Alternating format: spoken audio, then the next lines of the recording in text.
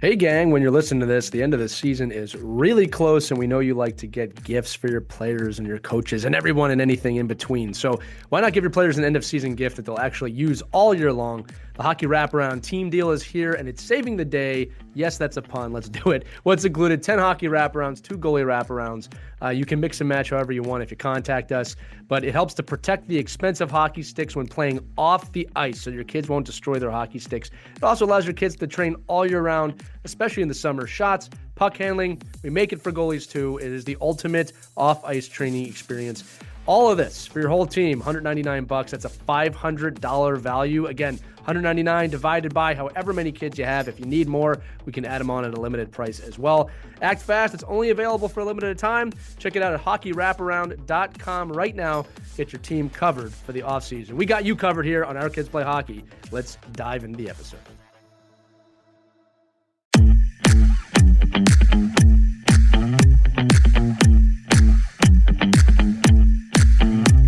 Hello, hockey friends and families around the world, and welcome back to another episode of Our Kids Play Hockey. I'm Lee Elias. I'm joined by Christy Casciano-Burns, my good friend, and our guest today has dedicated her career to helping athletes strengthen one of the most important aspects of the game, their mind.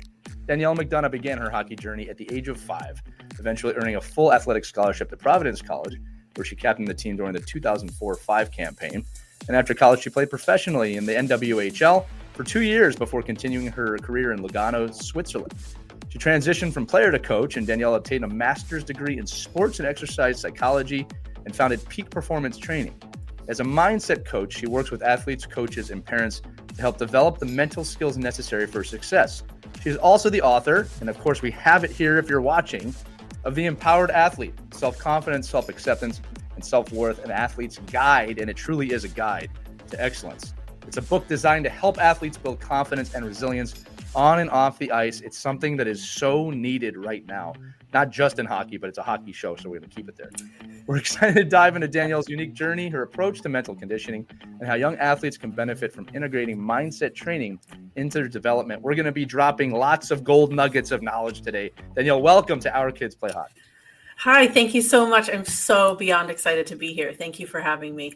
No, thank you for being here. Again, we love getting books. We love getting books and looking at books. And as we said in the pre-show, we really do love talking about the mental side of the game. And our audience does as well. The emails and the notes that we get after episodes like this are always wonderful. But as we said, you played hockey at a really high level. Why don't you tell us about your hockey journey and really how it took you from playing at the highest levels to coaching and working in mental performance, right? What sparked your passion for that throughout your journey?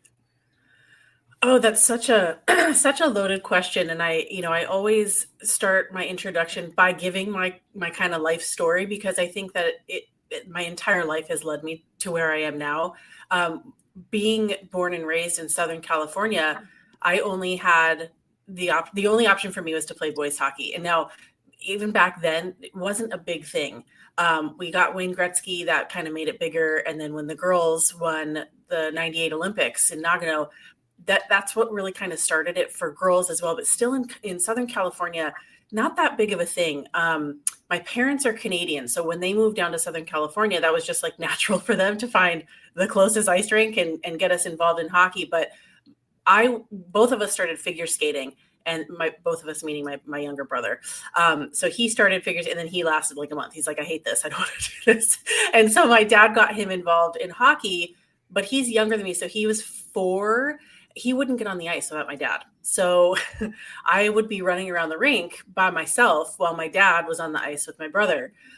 So to kind of make sure that I was safe, my dad, one day, I will never forget, he sat me down. We were at the park playing, and he sat me down at like a picnic bench, and he said, how do you feel about maybe you want to maybe try? And before he could even get the question out of his mouth, I was like, yes, I do.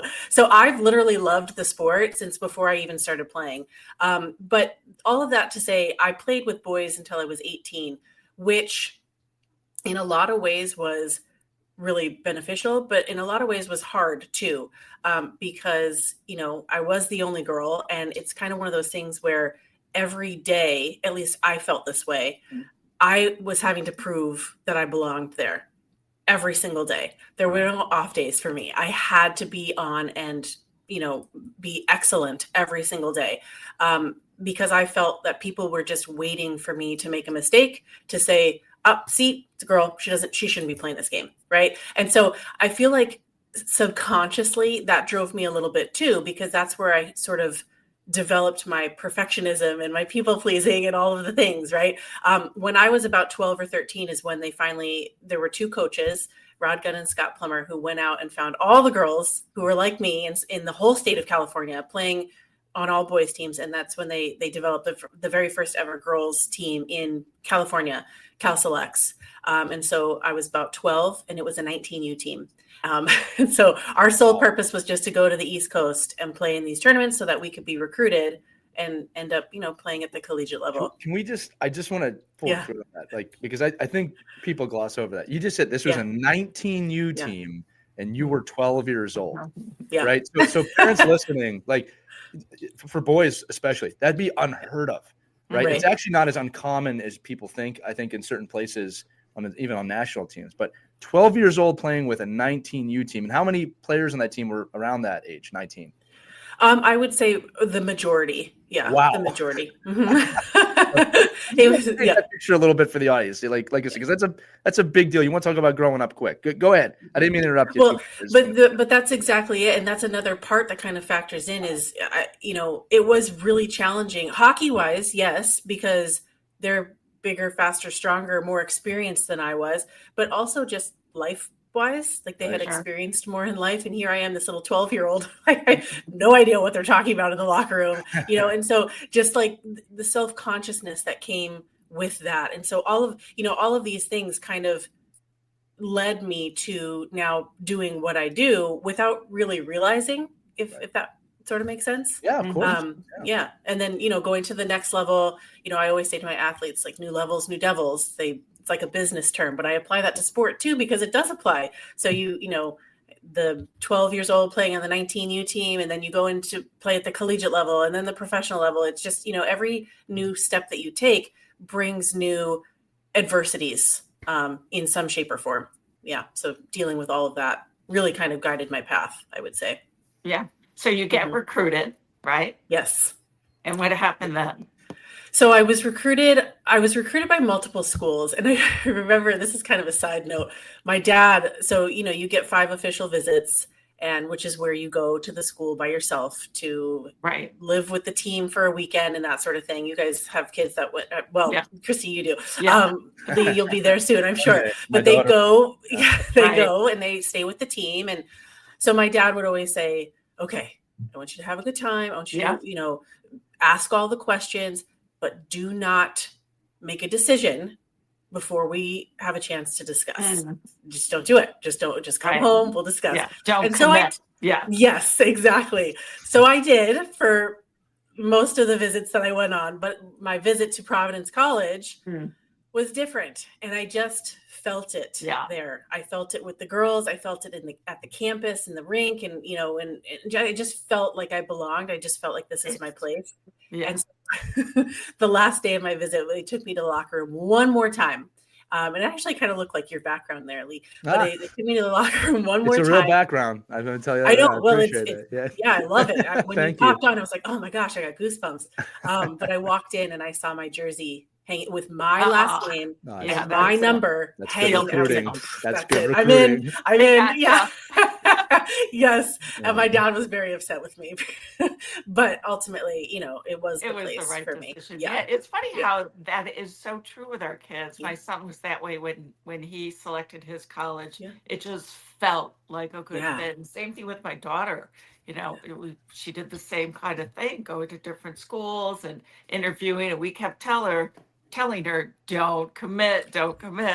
Yeah. But then when she came home, she said, it's it. I feel it. That's where I'm going. You couldn't argue with her. So yeah, absolutely. It's funny how that happens. So for sure. You had a good college experience, obviously.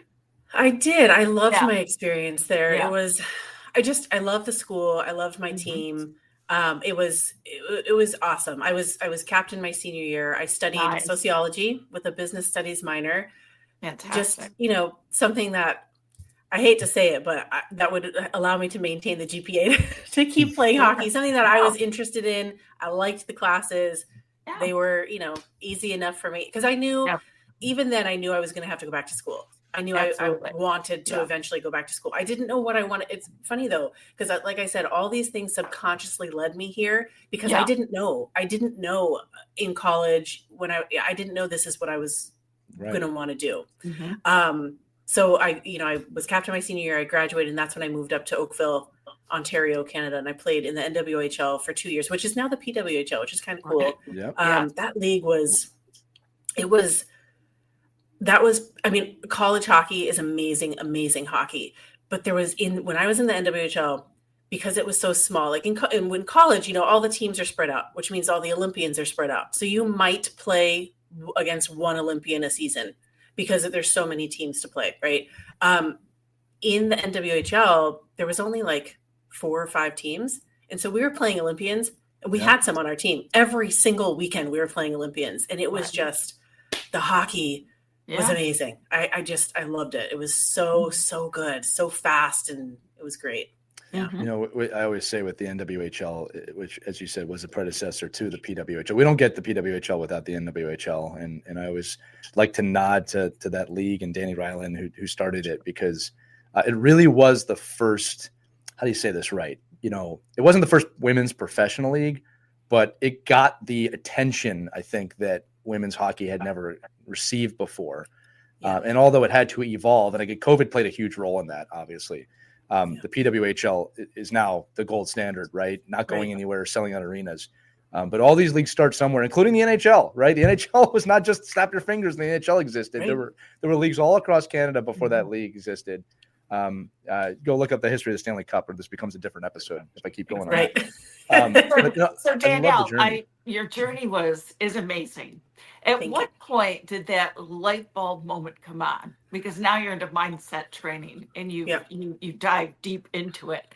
What was there a particular experience or something that you observed that you said, there is a huge need and I need to use my talents and my life experiences to help others?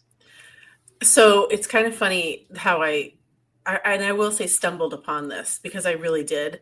So after Canada, I went to Europe, and I was in Europe for 2 years, mostly.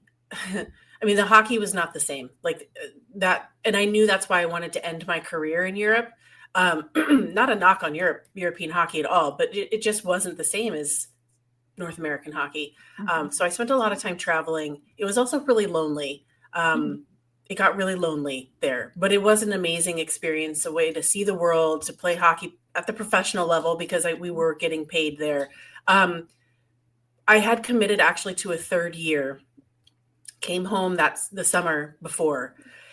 And I just sort of went through this period of like, okay, I feel like I need to sort of figure out what my next step is. Like, I can't, as a female who eventually wanted to move home back to the States, I can't keep playing and prolonging real life, because that's essentially what I was doing, because I didn't know what was going to happen in real life. I didn't know what that next step was. I was a hockey player my entire life, an athlete of some sort, but hockey was my main sport. So I always had goals that I was working towards, the next thing with hockey. And now all of a sudden I didn't have that anymore. And that terrified me. Mm-hmm. And I talked with a lot of athletes about this, and we can get into this a little bit later, but I made the tough decision to kind of say to them, you know what, thank you, but I can't come back. I know I said I was going to come back, but I can't come back. And then that summer into fall was probably one of the most challenging periods of time for me in my entire life. And I'm not, we had tough periods of time with hockey, like skating so hard you're throwing up, training, and so lifting weights where you can't even walk up the stairs because your muscles hurt so bad. So it wasn't a foreign thing to me for difficulty, right? But this was nothing like I'd ever experienced. It was very, very hard. I was depressed. Like it was like a death in the family. Yeah, that's like that part of me died. Yes. Yeah, they say like athletes have 2 deaths, right? It's when you stop playing and when you pass away. It's tough. Yeah. it's very, very hard. It's such a huge part of your identity for so long that it was very, very difficult. So I went through this sort of phase where I was depressed. I was trying so hard to figure it out. I have a very, very good support system in my family. I feel so fortunate for that, because without them, it would have been so much harder. Right. But I just finally got to this point where I was like, okay, I need to pivot. Like something needs to happen here. I can't keep living like this. Like I was like a ghost of myself. Like it was just really sad. So I said, I need to pivot. I need to do something. So I in my head, I said, okay, because I was thinking about my next step. What is my next step here? So I thought, okay, well, I know I love being an athlete. I love being around athletes. I love that environment and that culture and the way I feel as being a part of a team and that sort of thing. But I don't want to coach, because I eventually want to have a family. When you coach, I saw my coach in college. Like he never saw his kids, and it was really sad. So I didn't want to do that. I didn't want to be a physical trainer. So I literally, and here's my aha moment. I literally Googled jobs in sports. Oh, wow. Yeah, I know. Isn't it wild? So I Googled jobs in sports, and sports psychology was within the top 5. So it was like coach, athletic trainer, and then sports psychology was like next in line. And I clicked on it and I said, oh, what is this? This sounds interesting. And I just read a little bit about it, and everything that I had experienced my entire career, youth hockey, high school hockey, college, pro, everything flashed before my eyes. And I'm like, oh my God, this is it. This is it. This is what I meant to do. This is what I want to do. And that's it. I went and found a master's program here, and I enrolled, and 2 years later I had my degree. And so that was it. And the timing couldn't be any better, because there's such a need right now. Mm-hmm. There's so many kids who are hurting out there, and struggling to figure things out. Right. Yeah. I'll say this too, that this is for the parents and the kids listening. I don't meet too many not passionate hockey players and people, right? And I don't meet too many people in the game that are like, hey, hockey's all right. Yeah. It's your life. It's part. Yeah, they make podcasts about this stuff. You know what I mean? Right. So it's one of those things. It's not a surprise to me. And again, the way you said it, I just Googled jobs in sports. Mm-hmm. Because I think it's important to note here that when you have a passion like you have for anything, mm-hmm. but we'll talk specifically about hockey here, man, it can drive you to so many different destinations, right? Because Danielle, my story is not that much different, right? It's just everything to me was hockey, like the broadcasting, writing books, coaching, mindset, mental fitness. It's all the game to me. It's just I'm applying it in a different way. Right. Yeah, so the reason I'm bringing that up is just for everybody listening, no matter where you're at in your hockey journey, right? The passion that you have for the sport can be applied in so many different ways. It's tough to realize that while you're playing. Right. And we always say this, and this will also pivot into the book too.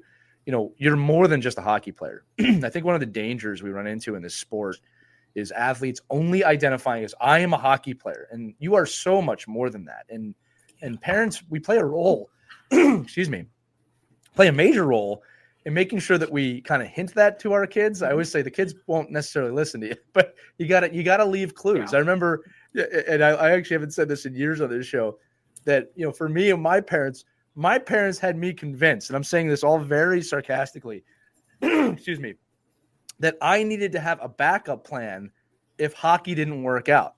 Right. And that's how they presented it to me. And now that I'm a parent, I'm like, yeah, they knew all along this wasn't a backup plan. Yeah. Okay. But man, it was kind of, to me, I would say expert parenting of mm-hmm. like, you're not going to play this game forever mm-hmm. at the level you want to play it at. So you need to have the backup plan. And when you can apply the passion to anything, mm-hmm. that's when you become more than just a hockey player. And Danielle, again, I want to transition into the book, because your book not only dives into that, right, but the step-by-step kind of approach of why this is important, how mindset plays into you as a person. And again, throughout the book, you have so many great work pages of things athletes need to fill out. And the reason I love that is because there is no cookie cutter approach to mental health and mental fitness. It's different for everybody. You must be an active participant in building your own mindset. It's like going to the gym, right? Like you can't just go and do a prescribed workout and expect it's going to work for your body. Your body is your body. So Exactly. Tell us a little bit about that and how the book came to be. Yeah. So the book, it's interesting because I feel like I've always wanted to write it. Ever since even when I was going through school, like getting my master's degree, I felt like it was in there. And as I started to work with my athletes, that feeling just kind of came, it was stronger and stronger, but I was always, oh, it's not the right time, or no, not yet. Or, whatever your mind, same thing with playing sports, your mind makes up these stories that convinces you and pulls you off track. Right. So I was pulled off track for a little while, and it wasn't until my son so I have two small children. My son is 6. He turned 7 in July. My daughter is actually turning 4 in like 2 weeks.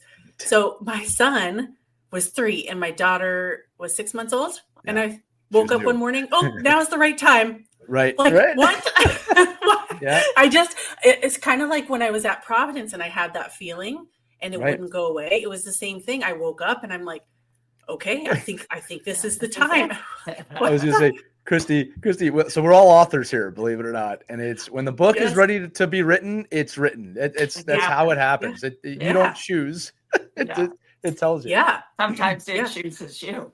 You're exactly. Right. And I really do feel like it chose me in that moment. And so I waking up at 4:30 in the morning to write while the house is quiet and the kids are still sleeping and in between feedings and all the things, and I mean, I feel like I blacked out for like that whole year and a half that I was doing this. Yeah. But it was just, it was something that I knew I wanted to write. I just didn't know when that was going to happen. And, so then it happened. Now that it's written, it's out there. What kind of response have you got? I've had a really, really positive response, which is so nice because, as authors yourselves, I mean, I'm sure you went through this to some degree. It's scary. I felt like I describe it as standing in the middle of Times Square naked. Like, it's just like you're exposing yourself, and so there was that fear, but I kept telling myself, you know what, as long as this helps just one person, just one person, then it's all worth it. And so when it was out and I started getting feedback, the feedback was overwhelmingly positive. So that feels really good. But from athletes, from parents, from non-athletes, people say that it's helped them in different areas of their lives. And I just feel I just love that. I just feel so grateful and, It is very gratifying. So can you maybe share a story of an athlete, no names obviously shared here, of an example of somebody who is really struggling and you help them through it? What kind of process does it take? Yeah, so there's so many different, I'm going through the catalog in my head. Yeah. Actually, one's coming to mind that I actually wrote in the book. And I don't know if it's because I just did something on this athlete or not, but he actually was a football player. So Lee mentioned earlier that, yes, this is for all athletes. Sure. Obviously, if you read the book, there are a lot of hockey references because that was my main sport. Again, you can look at the cover. You have every sport. You have every sport in the brain here. You can. There's a lot of them. Yes. But it's not exclusive, right? Right. Absolutely. It's the rules of the sport change, but the mindset stuff, the struggles that we experience mentally, that's all the same. Yeah. Which is a very powerful thing for athletes to note. I will mention too. We're all experiencing that stuff. You are not alone in that. Even though as athletes we feel like we are, you're not. Everybody's experiencing the same type of thing. So this football player, he was in high school. I think he was a junior. I worked with him years ago now, maybe 5 years pre-COVID. And he would have like anxiety attacks every time they would do film session, like watch game tape. Right. And he couldn't control it. He'd have to leave the room. It was very, very bad, maybe bordering panic attacks. And so what we did was we just I helped him work backwards to develop more self-awareness around the whole thing and identify the exact thing that was triggering for him. So we're all fine until we're not, right? And there's that this right here is where we want to catch that I'm not fine. not up here when it's like level 100. Yeah. We want to catch it right at the beginning. So I helped him identify this part where that little trigger is that kind of started this whole process, because he was fine walking to the locker room, fine walking into the locker room, putting his fine, right? The thing that triggered him was the flip of the projector switch.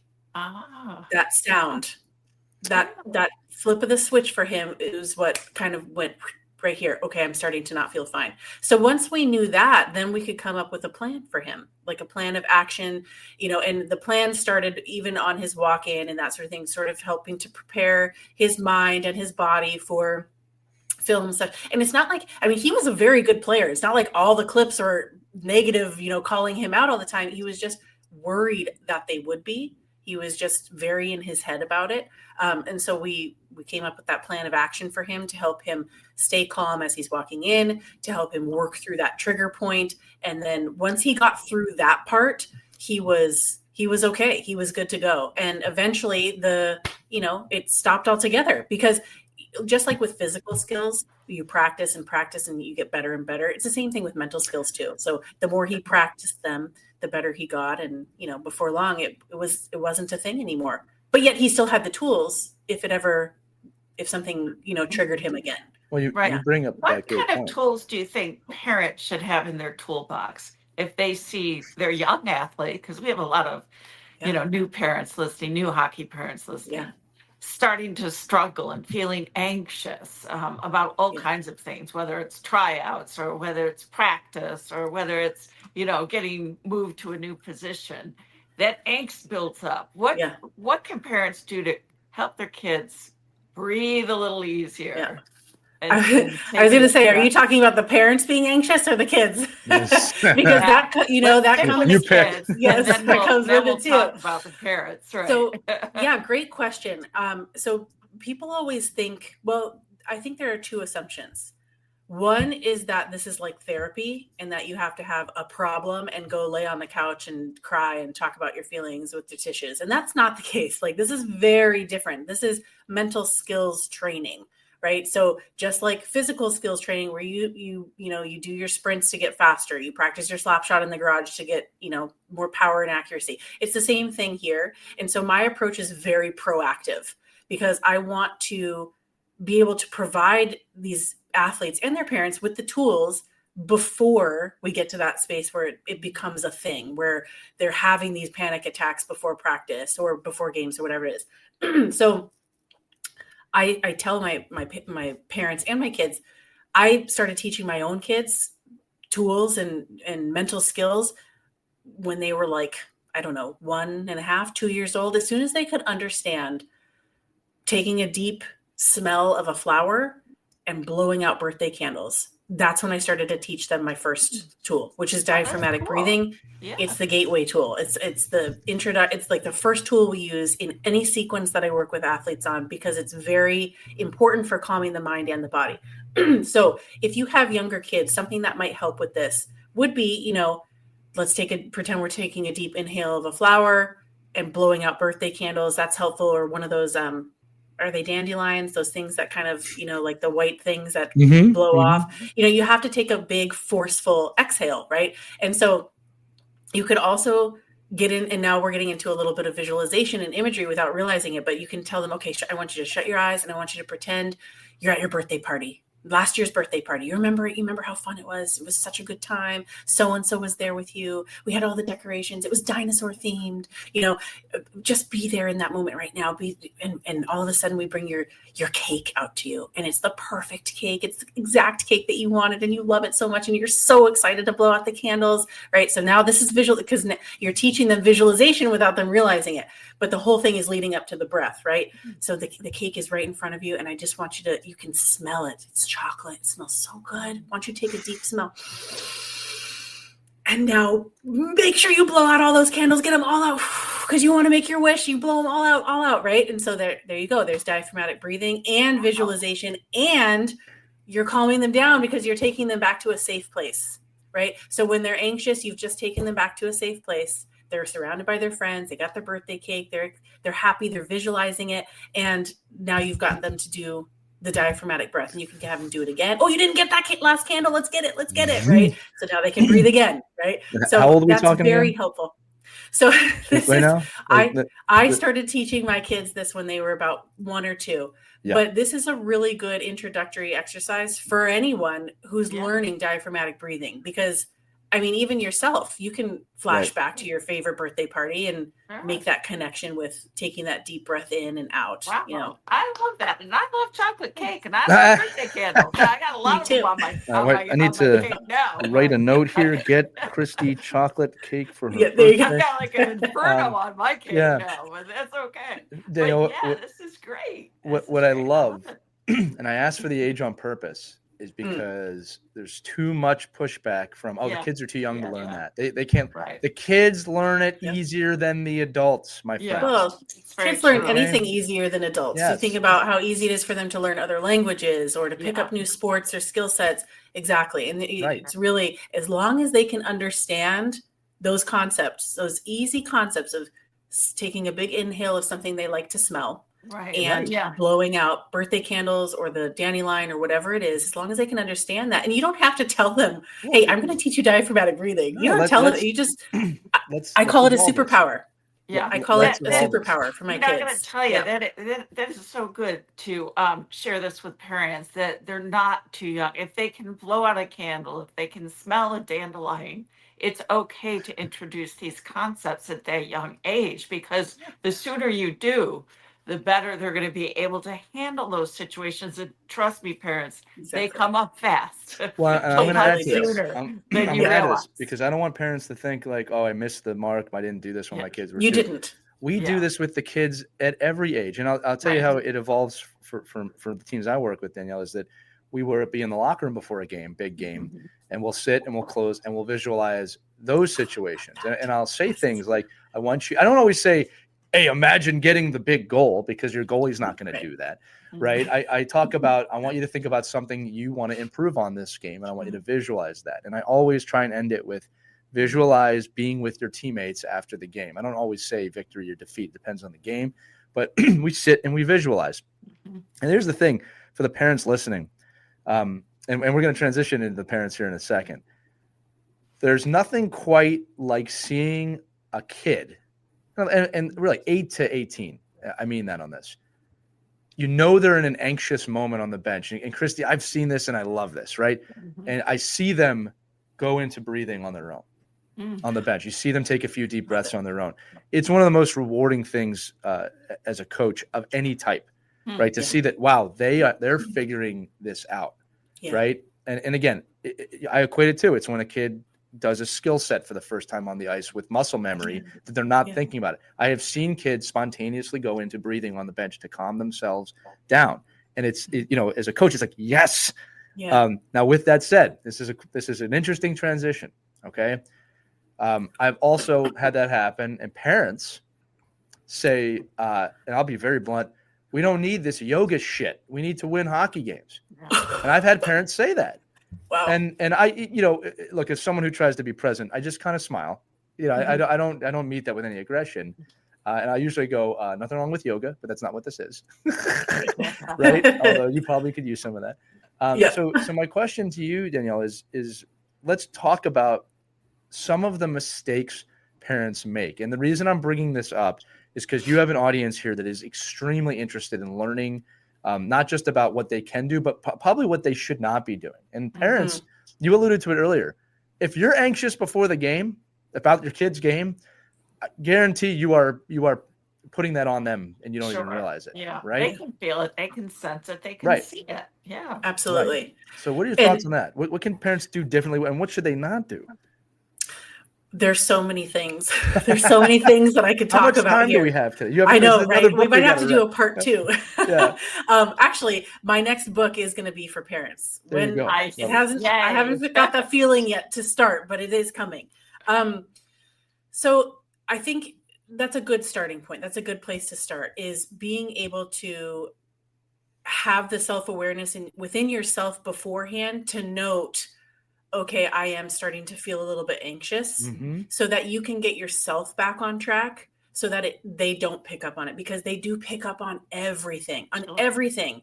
Even if you walk in the door after work and you come in and you're kind of in a bad mood, they'll come to you and say, at least my son will be like, are you mad at me? And I'm like, oh my gosh, no, I'm so sorry. Right. Give me a second. Let me recalibrate myself. And I'm very sorry. No, so they pick up on everything, and then they internalize it as it being their fault somehow. And that just starts the cycle. Right. And so if you imagine 15 years of them internalizing and thinking that everything, like the movements that you make, even a deep breath, like a sigh like that, they might think, oh my gosh, did I do something wrong? I would say road rage too. Like, think about how you drive. Yes. That's a tough one for me. Right. Well, that's tough for everybody. California is terrible. Yeah. I believe that too. When you hear your kid curse in the back seat. Much easier. New York, yes, absolutely. But they pick up on those things. And if you're watching in the stands, quick story, I worked with an athlete who, and kids will look at their parents in the stands. It's just part of it. I mean, even in college, I looked at my dad in the stands, not that I was looking for him to coach me. I was just looking at him. It was just sort of a reassuring thing. Oh, there he is. Oh, he moved. Okay, there he is. Right. Yeah. But they will look at you. And if you're like on your phone, you're like, or you're not on your phone, but maybe your phone's down, they're going to see the head go back, the eye roll, the sigh, and instantly they're like, oh, I'm not playing well. So I had this athlete, that's what she did. She would look at her dad after every time she did. And now there's different degrees of looking at, and there's some times where we need to kind of coach that a little bit, not to look so often or whatever it is. But in this case, she would look after every drill that she did. And he would often be working because, hockey parents, they sacrifice a lot. They have to leave work to take them to all the things, right? So he'd be working and he would make these faces or do exactly what I just said. And she would think, oh, I'm not playing well. He's not happy with me. He's not going to tell me I did a good job or whatever it is. And that was a really, and then the rest of the practice, she wouldn't play well. It was like a self-fulfilling prophecy, right? Because once your thoughts go there, everything else follows. And so I worked with both of them on this. Number one, to clear the communication, for him to understand what she experiences when she looks at him, and for him to understand, because he wasn't aware that he was doing these things, and oftentimes we aren't. But in this case, he definitely wasn't. And so he made that conscious effort to work on his own self-awareness, to identify if he was feeling certain things that might then project outward as something for her to pick up on that would, she would internalize as her not doing well. So I think the very first thing is developing your own self-awareness, understanding, and this is one of the first things I teach kids too, is how to build that self-awareness muscle. Because if we don't understand if we don't know when we're shifting from I'm fine to I'm not fine, if we can't identify that, then it's 0 to 100. And from there, I'm not saying it's impossible to dig yourself out, but it's just much harder. So if parents can identify that within themselves and then implement these the breathing technique with the birthday candle, same thing, very good exercise for you to use too. Visualize your happy place. Maybe it's a beach in Hawaii where you're calm, you can hear the ocean, just to kind of calm yourself down so that they don't pick up on that, I think is a very good place to start. Yeah, I love that. And a few reasons why. My belief is that if a kid is going to look at you in the stands, hopefully 90% of the time it's for just some reassurance of, as you said, hey, I'm here with you. Yeah. My son, who's a goaltender, it's weird. He will never look at me, or I shouldn't say that. He rarely looks at me when he makes a big play. But if he's feeling a little unsure, he looks at me and for confidence. And that makes me feel really wonderful. Now, with that said, I said 90% because the other thing is a lot of parents think, well, I need to motivate my kid and I want them to look at me so I can motivate them. Yeah. That needs to be organic too. Because there are some times my kids will look at me because they want a little bit of a, fist, like, go, you got to go a little harder here, but it's they're initiating it. Right. I have a feeling, I can't guarantee this, but parents, when you don't let them initiate it and you're overbearing, you're really not helping them. I know there's this kind of unproven thought that well, they need this, they need me to push them. No. The truth is this, if they're not pushing themselves, you doing it's not going to make it happen. You're creating a negative atmosphere and a negative environment. They're going to burn out. All right. Mm-hmm. And I'll tell you, I talked about one of the things that was heartwarming to me on the bench before. one of the devastating things I've heard in this season, I've heard it is, my dad's going to be so mad at that shift. Yeah. And we have to tell these kids, your dad is not coaching this team. Yeah. Right. All right. You should be more worried about me than your father. And again, parents, that can be a hard pill to swallow sometimes, but it's the truth. Like, you're not doing them any favors in the stands by screaming at them or trying to motivate them. They need to organically build that themselves. And you do play a role in that. Right. Go ahead. Yeah. There's a balance. There's a balance. I mean, you do want to help encourage. Sure. You don't want to be overbearing, but sometimes they do need pushes. 100%. There are times when they need, hey, you know what? Yeah. You want this? You got to go for it. But that ignites something, Christy. Like I'm saying is like we always say this. Yeah. You can't create that. You can cultivate it. Yeah. Right now, if you ignite it, that's great. But I'm saying it's like, if your kid's not working hard, you yell at them and they're still not working hard. That's something within them that they have to help build, and you play a role in that. Right. Well, and if you think about it too, all of these are mental skill sets that need to be taught and learned, right? And so if you're constantly doing everything for them, it's the same thing as, like, I don't know, the other things that come up when you talk about like helicopter parenting, or what is it now, like lawnmower parenting? Snowplow parenting. Snowplow, yes. Exactly. It's the same type of thing. You need to find that balance where it is more you're helping them to cultivate this skill on their own. Because what happens when they're older and you're not around anymore, and what are they when they need to be motivated before they go in and give a big presentation at work? Like, they have to be able to do that themselves. You know what I mean? Or to actually put the presentation together in the first place. You're not going to be standing on the sidelines being like, come on, like, you need to be able to teach them to help ignite that so that they can learn how to do that, and what helps to motivate them too. Because it's all very unique. Everybody's different. It's always funny to me, when you talk to and I'm not big on labels, but when you talk to athletes that were raised during Gen X in that feral environment where parents weren't even there, they went to the rink, they did their thing, and they came home, and hopefully there was dinner there. Now I'm not saying that was the best generation or anything like that, but the point I took from that was, hey, kids survive. All right. Kids are adaptable. Kids are more resilient than we think. Yeah. But when you let them rely on you, they will rely on you. Yeah. Exactly. And we overdo that sometimes, and especially in youth hockey. I mean, it's become it's monstrosity of like overbearing parents. Like, just let them play. And again, I'm going to bring this back, Danielle, is that you're talking about consciousness a lot on this episode, of being conscious of your thoughts, and we talk about this too with mental health, mental fitness. You don't wait until you're injured, right? You don't want to wait until you're injured to start taking care of a problem, right? Now, injuries happen, but if you keep saying, oh, my ankle hurts, and suddenly you pull your ankle out, I mean, there were warning signs there. Right. You got to be conscious to that. So can we maybe talk about, because you've alluded to it a few times, of, that point of, oh, I'm not okay.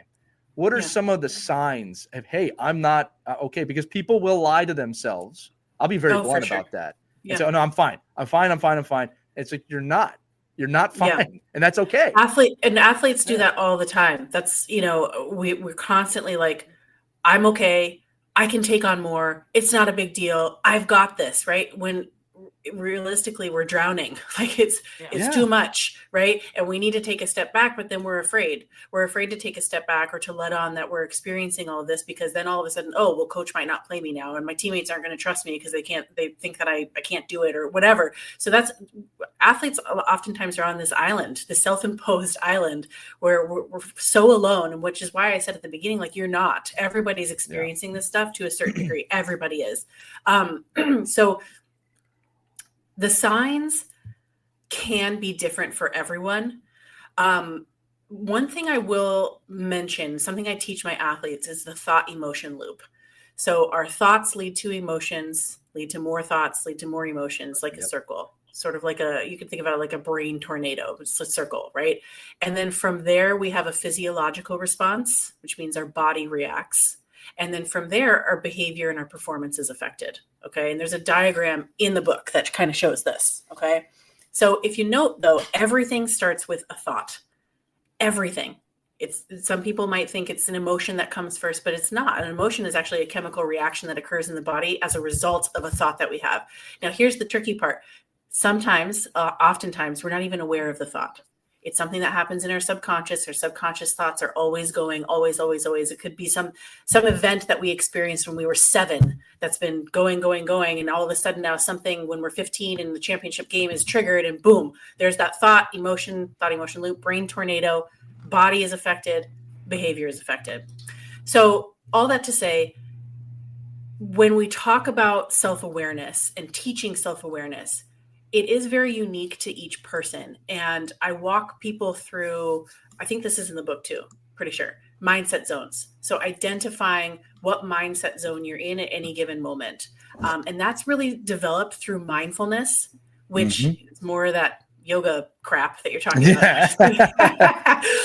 But mindfulness is just simply paying attention on purpose. Right. It's just paying attention to what's going on in you in any given moment, in your mind, in your body, how you're feeling, and just tuning into that and not being afraid and pushing it away, but tuning into it. Go ahead.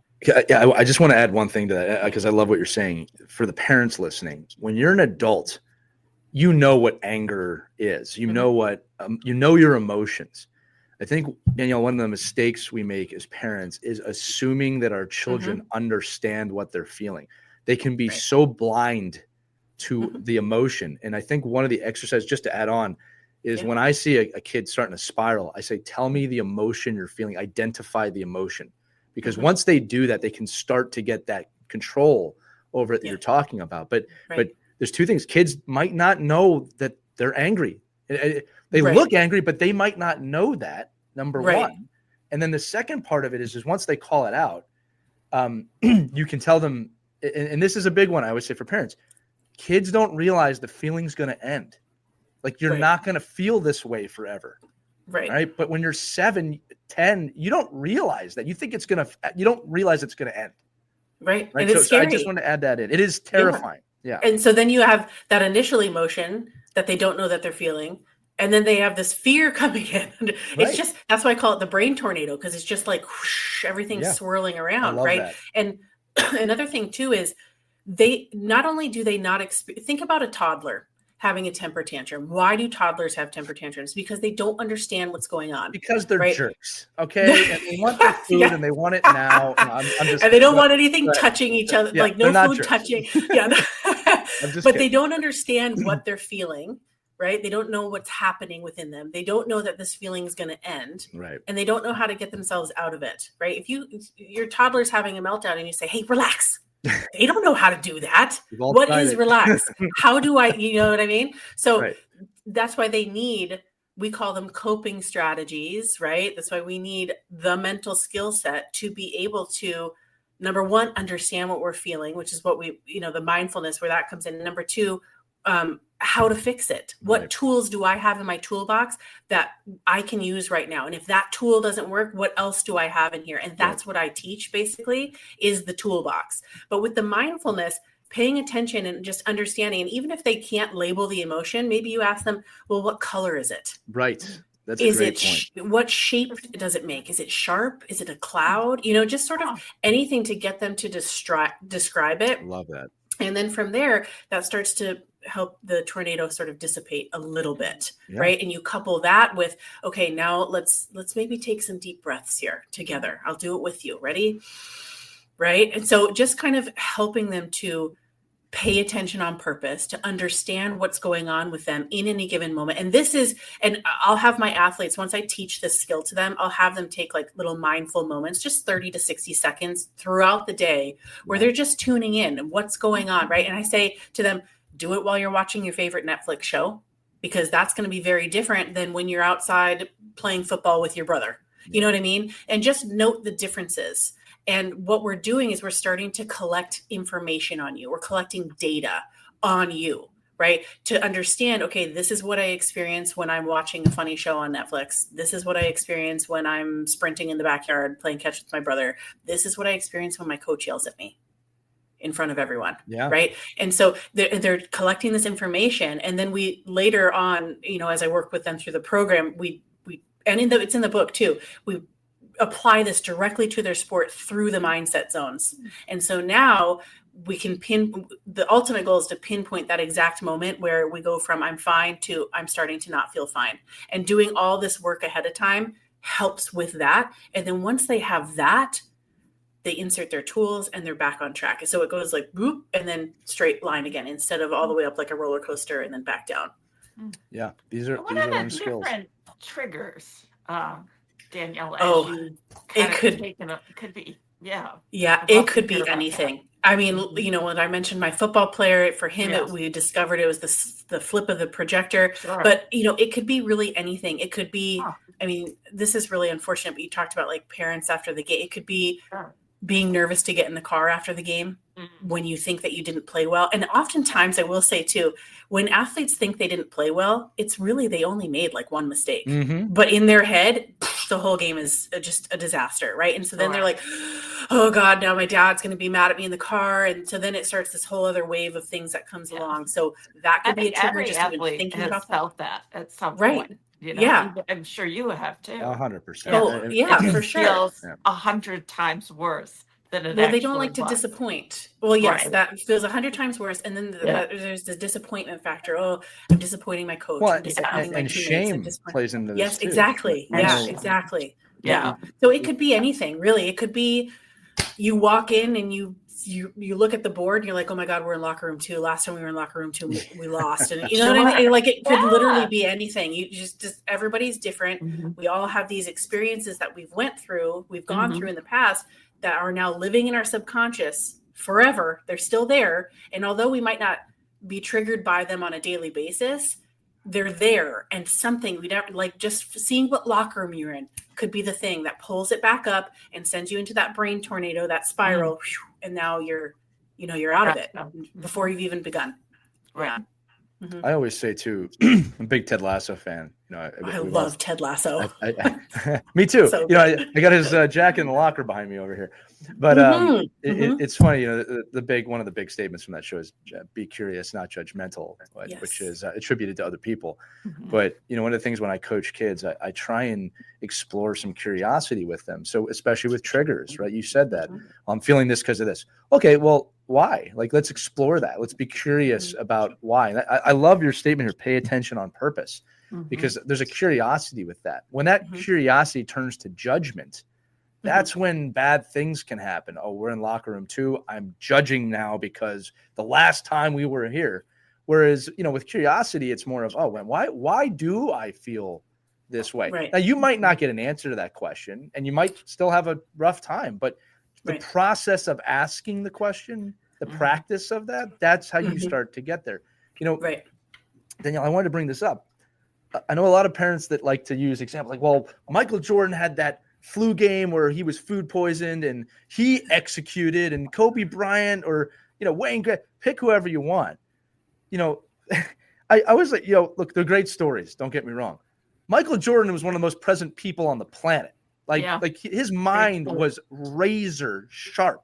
That's why he was able to do that. Kobe Bryant, same way. Pick your favorite athlete and your favorite story. Okay, I doubt in those moments they were insanely negative on themselves, right? To the point that they it's just, don't get me wrong. There's a gall there. There's a push through there. There is mental discipline there, and sometimes that does mean, saying things to motivate yourself in a tough way. Okay, but they don't perform well because they're not mentally strong. Right. They're insanely sharp. So parents, if you're gonna point and say to your kids, which I'm not saying is wrong, like, look at this example of an athlete that overcame massive adversity. You also have to talk about because they were mentally sharp. It's not just like, well, he shot a million shots and that's why he was so great in those situations. Yeah. That's part of it. Yeah. Right. But I think another thing with those athletes too is part of that being mentally sharp is their self-awareness, right? It's so good. And one of the things that I teach my athletes is to identify their percentages, right? So what percentage do you have going into this game? Meaning, how are you, like, in that, again, that self-awareness, tune in, be mindful. How are you feeling physically? Right. Did you get a good night's sleep? What kinds of things do you have going on with school right now that might be kind of pulling on you a little bit? And can we work through some of that stuff before we go? But identifying, okay, so like in that case, when they have the flu or whatever, first of all, please don't make your kid play when they have the flu. Yeah, not a good call. Not a good call. Yeah. But like for the professional athletes, right? Yeah. Those professional athletes that play through sicknesses or whatever it is, they're able to identify in that moment, okay, I'm not 100% Kobe today. Right? 100% Kobe can do all of these things. Right. And that's great. But I'm not 100% Kobe today. I'm 75% Kobe, right? 75% Kobe can do these things, right? Just understanding and knowing like, I'm not here, but I'm here and I can do all of these things. I might not look as good, or I might be like drop some passes or whatever it is. I might not play as well as I would if I were at 100%. But that's okay because I've identified I have 75% to give, and I'm going to empty the tank. I'm going to give 100% of that 75%. Exactly. And right away, it takes so much pressure off of them because as children and youth athletes, we think I have to be 100% every time. I have to. And it's just not, that's perfection doesn't exist. No. Right. So if you understand and identify, okay, I have 75% to give today, and that's fine. Yeah. That's fine. I'm going to give 100% of that 75%. And that's when you're going to get those, like when you had the flu, when he played phenomenally, because he went into it with realistic expectations of himself, right? Or maybe even a little under, and then was happily, surprised or surpassed that or whatever. But it starts with understanding, like, I don't have 100% to give today, and that's okay. This is what I do have, and I'm just going to give all of it. And that's all that I can do. I love that you say it. I love it. It's give me 100% of whatever you got. Not use that in your visualizations before the game. Yeah. The other thing too is when people watch I just recently watched The Last Dance again, and it's, Jordan also says, I never asked my teammates to do something I didn't do. Right. Like he had such a clear understanding of his own expectations. And like, that's different than just saying, well, look how hard that guy works. That's not what that was. And again, insanely present person to this day, right? Fierce competitor. Like, and again, I think another thing, Danielle, I want to bring this up is I think that competitiveness, compete level, that's something we talk about a lot nowadays, gets misconstrued in this because people go, well, if you're visualizing and with the dandelions and how can you be competitive in that peaceful environment? It makes you more competitive. And that, to me, that's always the disconnect. That's why people say this yoga crap. And it's like, no, you don't understand. I am more competitive in this environment because to not be competitive, knowing this stuff and being aware would be disrespectful to not just myself, but the game and my teammates. So I'm trying to explore this a little bit with you. Your compete level only goes up when you understand these things. And I think there's a lot of fear from athletes and parents that, if they dive into this world, they're going to get soft. And it's the complete opposite. It really is. Can you talk about that for a couple minutes? Yeah, well, all of these things with the again, I come back to the self-awareness, which is obviously a big thing that I teach.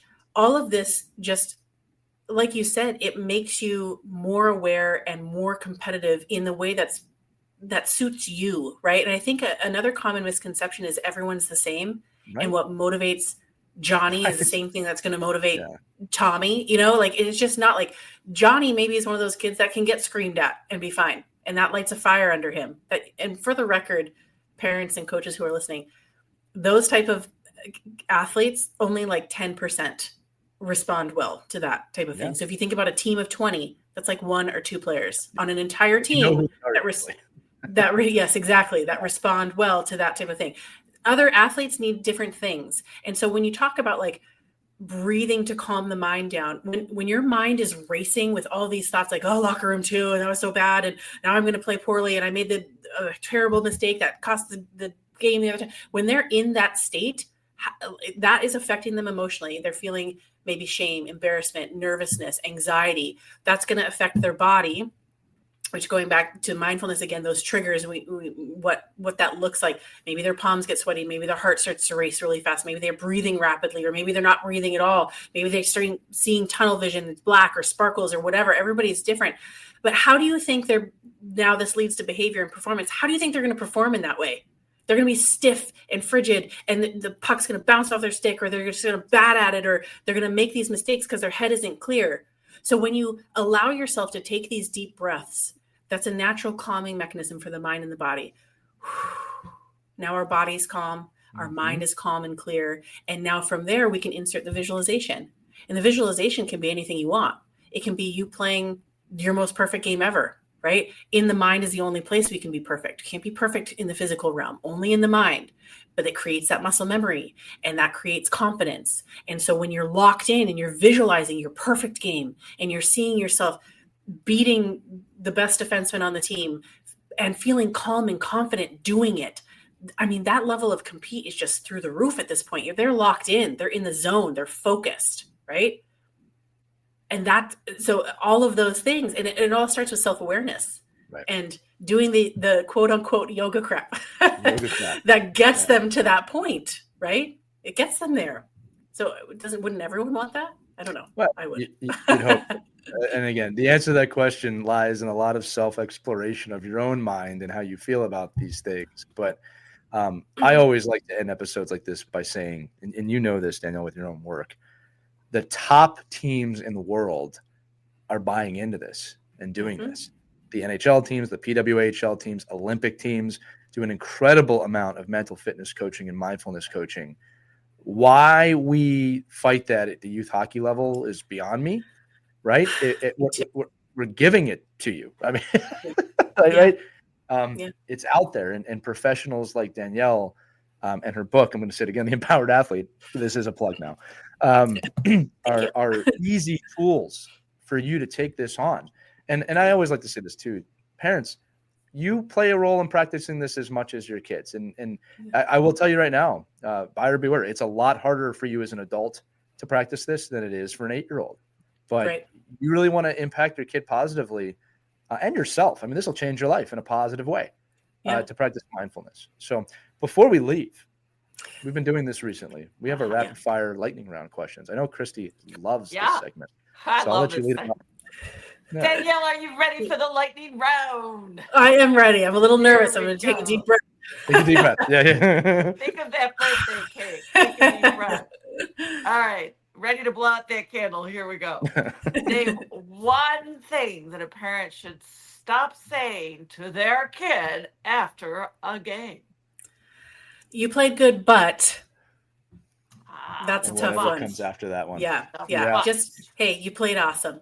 And can I elaborate on this or no? Sure. Okay. I would just say in the car, this is a big thing. We could probably do another full episode on this. In the car, you really want, if they think they played poorly, they're already beating themselves up. So you want to sort of redirect them a little bit while also helping them to work on their self-reflection muscles. So, if they're saying, but that goal, I don't remember that one, but you had this really great pass in the first period that led to this amazing opportunity. Do you remember that? Tell me about that. Right. So you're getting them to refocus on their positive things. You can do that a couple times. If it is something like a big mistake, be like, I think I remember that. So what would you do next time to fix it? Right. So it's a conversation and you're helping them develop those mental skills. Yeah. Sorry. We always say the car ride is not for coaching. It can be a discussion if they initiate. I love that one. And if the child doesn't want to talk about it, I always say start by asking, "Hey, I thought you played well. Do you want to talk about it?" If they say no, you say, "Okay, that's fine. But if you do later, I'll be here. Where do you want to go eat?" And that's it. Well, I always like to say, your kid's the not. Way it happened in our car rides. Exactly. You let the kids lead the conversation. If they don't want to talk about it, don't push it. If they don't want to talk about it, they're not retaining it, and all you're doing is making so they don't want to get in the car after each game. Exactly. Right. Building that resentment. Yeah. Next one. You dropped a lot of these today, but do you have a favorite mindset quote for athletes? A mindset quote. Oh my gosh. There are so many. One that always comes to mind for me first is one my dad always used to say to me growing up. If you don't ask, the answer is always no. I like that one. There's one, another one he used to say to me, skate first, think second. I like that one too. I like that too. Because you take the mindset out of it. All that, oh, well, should I do this? Should I not do that? Yeah. You Are What You Think is another good one. I like that one. These are all good. These are great. Again, these lightning round questions could be episodes. All right, last one, and then we'll let you go. Favorite book, not your own, for athletes? Oh, gosh. My own? The Empowered Athlete, right here. Yeah. There is one that I really love for something kind of different, but kind of the same, on leadership. And I actually have it. Look at that. Right live on the air. I love this. Yes. Team Captain's Leadership Manual. That's cool. And this is a really good one. It's also actually interactive, and you can do it with your coach. Because leadership is also something that needs to be, sometimes it's innate. Sometimes you're just born and you just, exude that. But a lot of times it's a skill that needs to be learned and cultivated and nurtured. And I do get a lot of questions from parents on how to develop leadership, and coaches too. And this is a really good book for that. So I do really love this book. I like the name of it. That's good. Yeah. That's pretty cool. All right, Danielle, listen, we've kept you for over an hour in what can be described as an enthralling, very present conversation. I loved it. But I'm going to plug your book one more time. If you haven't, The Empowered Athlete, it's available everywhere right now. Highly recommend this. There's a lot of great tools in here. Parents, if you're looking for that guide, this is one of them, right? And again, there's a lot of things you can do in here with your kids. Your kids can do it themselves. We can't recommend materials like this enough. It would be like if someone was handing your kid a $400 hockey stick and saying, this will make you play better. But this one actually will. Yeah. That's such a great analogy. I've never thought of that. Right, take it, use it. It's all yours. All right. Christy, anything before I close this out? Thank you so much. This is a really great guide for parents, and your timing is really good because we've been getting a lot of questions from parents about how to handle the exact scenarios that you laid out. So thank you for that. Awesome. I'm so glad. Thank you. All right, gang. Thank you guys for having me. Thank you for being here. This with Danielle McDonough. Again, if parents, if you like this episode, make sure you listen to the Ride to the Rink with your kids this week. It's going to be all about this. We give them the messages so you don't have to, because you all know that kids don't listen to you. They listen to other people. That's going to do it for this edition of Our Kids Play Hockey. For Christy Casciano-Burns, Danielle McDonough, I'm Lee Elias. We'll see you on the next episode, everybody. Take care. We hope you enjoyed this edition of Our Kids Play Hockey. Make sure to like and subscribe right now if you found value wherever you're listening, whether it's a podcast network, a social media network, or our website, ourkidsplayhockey.com. Also, make sure to check out our children's book, When Hockey Stops, at whenhockeystops.com. It's a book that helps children deal with adversity in the game and in life. We're very proud of it. But thanks so much for listening to this edition of Our Kids Play Hockey, and we'll see you on the next episode.